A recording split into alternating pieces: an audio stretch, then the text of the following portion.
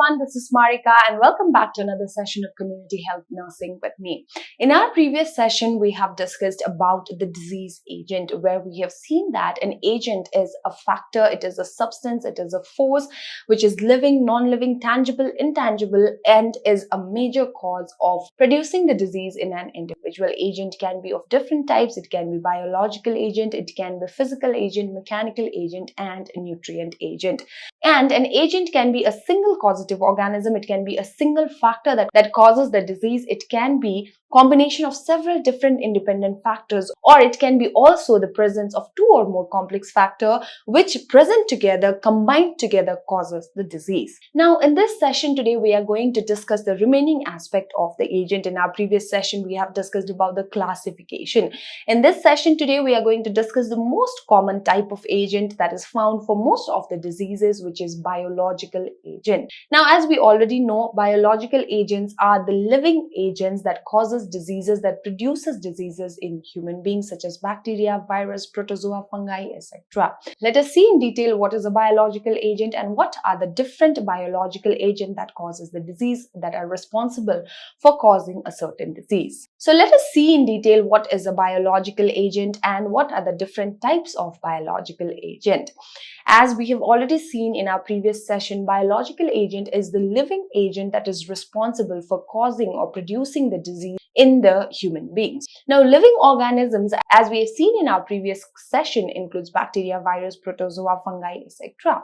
So there are different biological agents that are responsible for causing the disease in human beings. Biological agent includes bacteria, fungi, protozoa, viruses, and other microorganisms, and not just the microorganism but also their associated toxins. The presence of the microorganism may be the actual cause of the disease, or the toxins that are produced by these microorganisms may be the cause of the disease. Biological agents are living organisms that are found in a susceptible human host, which includes the bacteria, virus, fungi, protozoa, and not just the microorganism but also their associated toxins. These biological agents enter inside the human body. A susceptible human host multiplies and start causing changes in the body of the person, in the physiological functioning of the person, and because of these changes, because of certain changes in the tissue, in the bodily functioning, the disease starts to occur.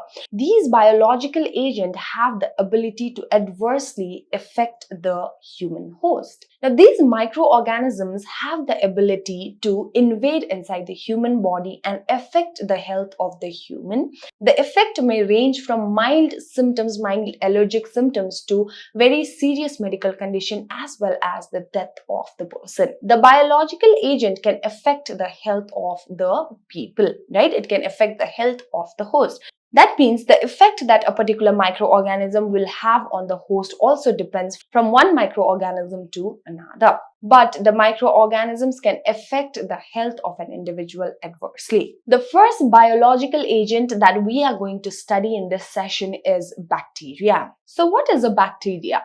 A bacteria is a unicellular organism, as we are already aware that bacteria is a microscopic and a unicellular organism. Bacteria generally measures 0.2 to 1.5 mm in diameter and 3.5 mm in length. As you can see here in the picture, bacteria are unicellular and microscopic organism. So you can have a look at the picture of the bacteria on the screen. Moving on, let us see the classification of bacteria. Bacteria are classified as 5 different categories. The first one is cocci, the second one is bacilli. The first classification, as I said, is cocci. Under cocci, we have bacteria such as streptococci, staphylococci, gonococci, and pneumococci. So these are the different types of cocci bacteria. The first classification of bacteria is cocci, which includes pneumococci, streptococci, staphylococci, etc. The second classification of bacteria is bacilli. Now, under bacilli, we have bacteria such as Clostridium, Anthrax, Shigella, Salmonella, and Mycobacterium. The third type of bacteria is Vibrio, which includes Vibrio cholera. The fifth type is Spirilla, and the last type is Mycoplasma. So these are the major classifications of bacteria, which includes 5 different categories: Cocci, Bacilli, Vibrio, Spirilla, and Mycoplasma. Now let us have a look at the structure of the bacteria. Bacteria have a cell wall. As you can see here in the picture, there is a cell wall, and this cell wall is responsible for giving a shape to the bacteria. Now, the cell wall of the bacteria is a semi-permeable membrane. Bacteria have cell wall, which is a semi-permeable membrane, and the main function of the cell membrane is to give shape to the bacteria. Each bacterial cell will have viscous watery solution inside it. That watery solution, that viscous solution is called as cytoplasm.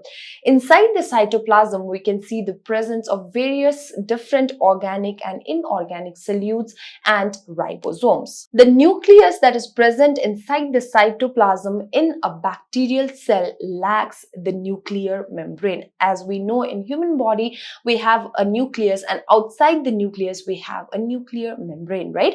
In bacteria, the nucleus do not have the nuclear membrane. I hope you've understood the basic of bacteria and the structure of the bacteria.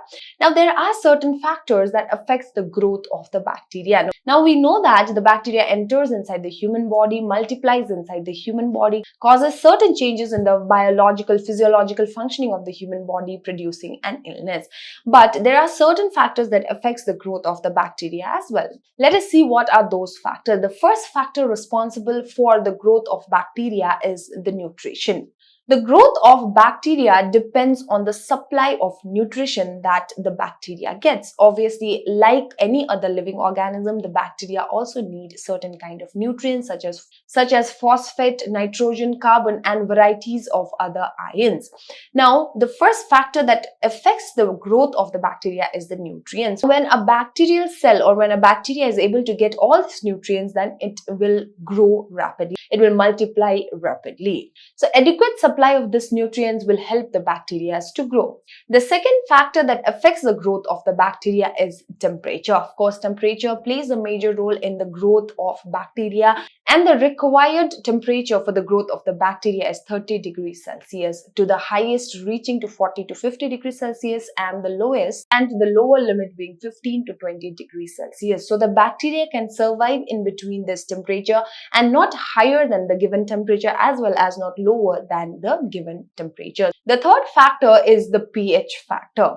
Different bacteria requires different kind of environment to survive. Certain bacteria may survive in alkaline conditions, certain may survive in acidic condition, and certain may survive in neutral condition. And all these factors will be responsible for the growth of bacteria. So if the bacteria gets the pH, or if the bacteria is able to get the kind of environment that the bacteria needs to multiply, then it will multiply in much higher rate. It will grow in much higher rate.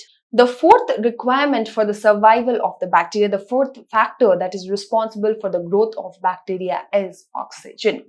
Now, we already know that bacteria are either aerobic bacteria or anaerobic bacteria. Aerobic bacteria are the bacteria that needs oxygen for their growth, for their survival, whereas anaerobic bacteria can survive even in the absence of oxygen. So, oxygen is also one of the factors responsible in the growth of bacteria. And finally, the last factor that is responsible for the growth of bacteria is light. Bacteria usually grow in darker areas or in dark places. So when there's no adequate light, then there is higher chances that the bacteria may grow and develop in much higher rates. The next type of biological agent that we are going to discuss today is viruses. Now, as I said, we are going to discuss about two most common biological agents. The first one is the bacteria and the second one is the virus. Now, as we know, viruses are also unicellular organism, and they are ultra microscopic organism which lives inside the host and multiplies or reproduce inside the host body. Here, we have to understand that the size of the virus is even smaller than the size of the bacteria. Okay, so viruses are unicellular. As we know, they are unicellular organism and they are ultra microscopic organism which lives inside the body of the host and multiplies inside, reproduces inside the body of the host. The size of the virus may range from 20 nanometer to 200 nanometer. Now, you must remember what we discussed in the bacterial size, right? The size of the bacteria was found in millimeter, but this is in nanometers. So the size of the virus is found to be 20 nanometer to 200 nanometer. Another very interesting thing about virus is that viruses are usually not in one particular shape. They are found in different kind of shapes such as a brick, a bullet, or even round. So viruses are ultra microscopic organism and they are found in different shapes, and they are also unicellular organism which lives inside the host, reproduces inside the host, and causes illness in the susceptible human host. Have a look at a picture on the screen. You can see that the viruses exist in different shapes. As I said, it is found in round, oval, brick, or even in a bullet form. So there are different shapes of the virus. This is the picture of different types of virus. The viruses will have the core nucleic acid, which is usually enclosed by a capsule-like structure, by a definite closed structure called as capsid. So the nucleic acid of the virus is present in the center and it is enclosed by a capsule-like structure which is called as capsid. Again, have a look at the picture here. I hope you've got a basic idea about what are viruses, what is the shape and size of the viruses, and what kind of structure do they actually have.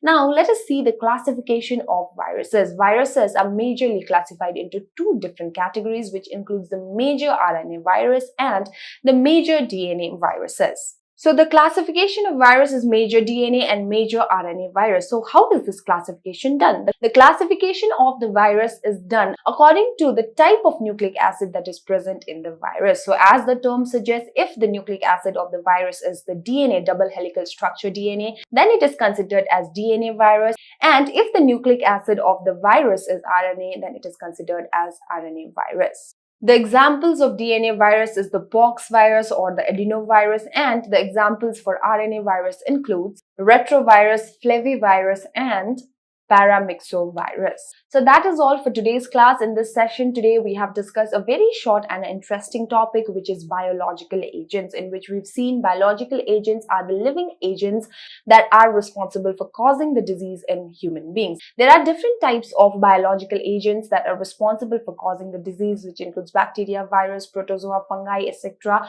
But the most common type of biological agent responsible for causing majority of the diseases are the bacteria and the virus. We have discussed briefly about what is bacteria and what is virus and what is the classification of bacteria as well as the virus.